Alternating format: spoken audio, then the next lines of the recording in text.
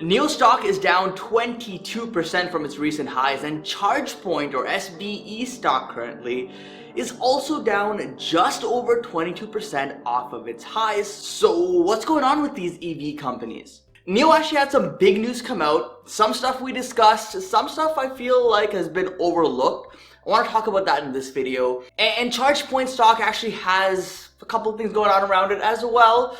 A really big thing actually happening today, supposedly. We'll discuss that in this video as well. So guys, I'm going to try to answer the question as to what's going on with these companies and just provide you an update and some information here that could help you with these investments. And real quick, this video is sponsored by my Instagram channel. So if you haven't followed me on there, guys, hit me up, follow me, DM me. I try to reply to every single comment on there. So if you want to, have a direct channel to ask me a question, just say what's up. Share your thoughts on my videos or feedback or anything like that. I love hearing from you guys. You know where to find me, link description down below. So first, what I'm going to do in this video is talk about Nio Stock. And if you're not interested, you wanted to share about Chargepoint, I will leave a timestamp in the description to skip over Nio, go to Chargepoint. That's completely fine. All I ask, guys, is just smash the like button down below before you do so. So we discussed this already, but just a quick update here on Nio. The new shares that the company issued had caused the stock to drop.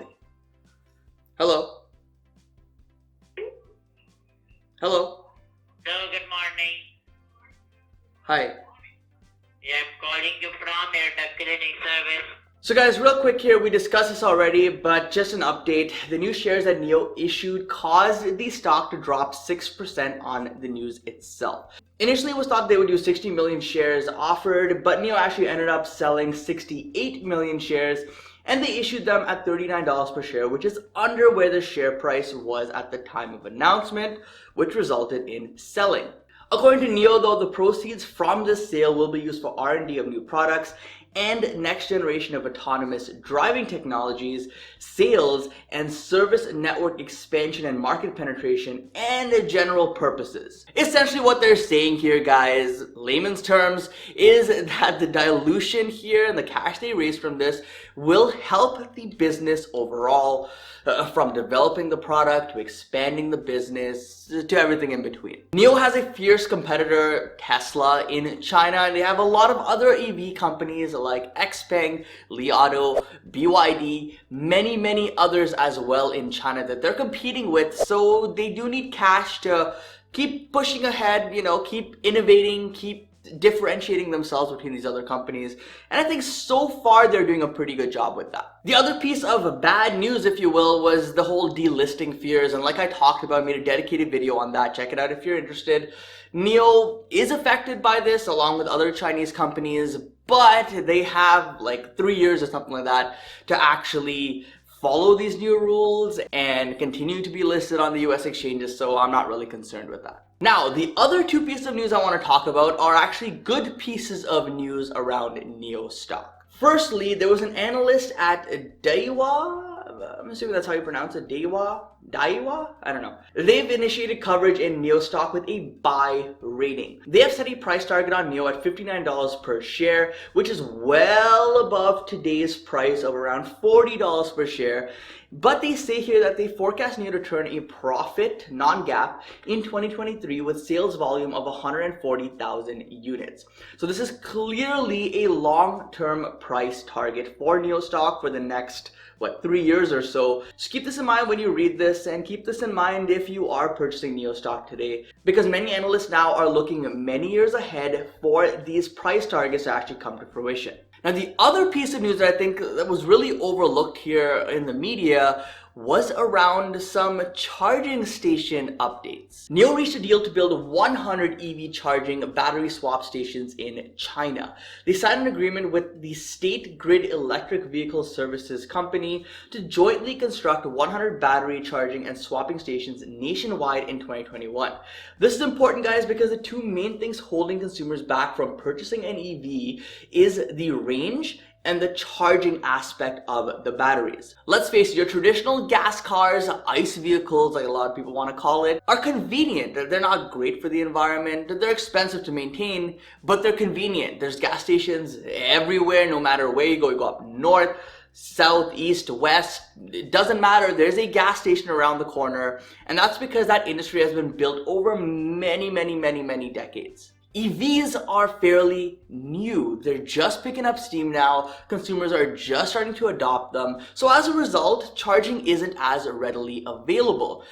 For example, if I go up north and drive maybe 3-4 hours up north, I'm probably gonna have a very hard time finding an outlet that is capable of charging the car at a decent speed. Of course, I can use a regular 12-volt outlet, plug that in, but I'll be charging there for days to recharge my battery, and that's just not feasible, not sustainable for someone who wants to actually travel, drive around, and not worry about range and their battery dying. So the way I see it is by Nio actually making these advancements and partnerships with their swap stations and their batteries, it tells consumers, hey, we're committed to actually, helping you make sure that you always have a charge accessible, and if not, you can just swap your battery out and have a full charge that way as well. I like that Nio is actually doing a very different approach here from Tesla because they want to ideally swap out your batteries whenever possible, and I think this has some big advantages. Of course, the obvious is that you can get a fully charged battery in a matter of minutes. I think Nio claims like under 3 minutes or something like that.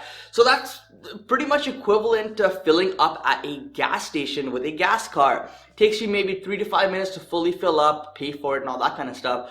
So if you can kind of match that for an EV, that's a huge selling point for consumers. The other big advantage with this swapping method is when they make announcements like this and there's a 100 kilowatt hour battery coming out, possibly 150 kilowatt hour battery in the next year or two, consumers are able to swap out their old batteries for these new batteries that still keep their existing shell vehicle and enjoy the latest and greatest technology with quicker charging, longer range, and all the other benefits that come with newer technology. This is big, and I think this is a big selling point for Nio over Tesla. And guys, honestly, I do wish that Tesla would employ this sort of model. I don't think that they're going down that way. But, if you think about it, Tesla does warranty their batteries. They do say they can swap them out if they lose a certain percentage of charge over the 8 years or whatever that you have warranty for. So Tesla is able to technically swap out batteries. So maybe in the future, they offer a service where they say, hey, existing Tesla customers, you guys can upgrade to the newest battery here, longer range, quicker charging, all that kind of fun stuff. And we'll give you, say, maybe a 20% discount, or maybe you can just subscribe to pay over the long term for a newer battery from Tesla. Who knows? That's just high hopes. As a Tesla owner, I would love to see something like that. That way, people who actually, support the company in early days aren't left high and dry when new technology comes out, and Tesla moves forward with that. So now moving on, the other big EV stock we need to talk about is SBE, Switchback Energy, which is soon to be merging with Chargepoint. So SBE stock has had a nice run up, guys, more than doubling in a month, and anyone who got in here early has been rewarded. But the last few days, the stock is showing signs of weakness, currently sitting at well over a 20% sell-off off its highs, which begs the question, why is the stock selling off? Is this a buying opportunity? So I see the stock is well stretched from its moving averages, and I think a healthy pullback is needed and will give many an opportunity to average down on their position if they got in near the highs. There's a good chance we hit the $30 price, or even a little bit lower than that, maybe $25 or so, before we find some support and reverse higher. So guys, play this one cautiously, especially if you're speculating here in the short term. Now, this is a buying opportunity for Chargepoint. Well, in yesterday's video, I actually covered Chargepoint as one of my 7 stocks, SPAC stocks, to watch for 2021, because I think the business itself is well ahead of the competition. They're continuing to move forward. They continue to grow their market share, and this will be an interesting company and a successful company, in my opinion, over the long term. A pullback could be a good buying opportunity, but just remember, this company is pulling many years of earnings forward to justify the price today. I hear the argument a lot. This is the future. They're the leader. They're number one. They're going to keep growing. And I agree with that. I'm not disagreeing with that at all. But what I am saying is, how far in advance do you pull forward earnings? Is the stock value today based on the next 2 years, the next 5 years, the next 10 years? How many years forward are you going to pull forward? And if that's the case, say you're pulling 5 years of earnings into today's stock price, that means that management has to execute flawlessly based on their projections, so investors are satisfied.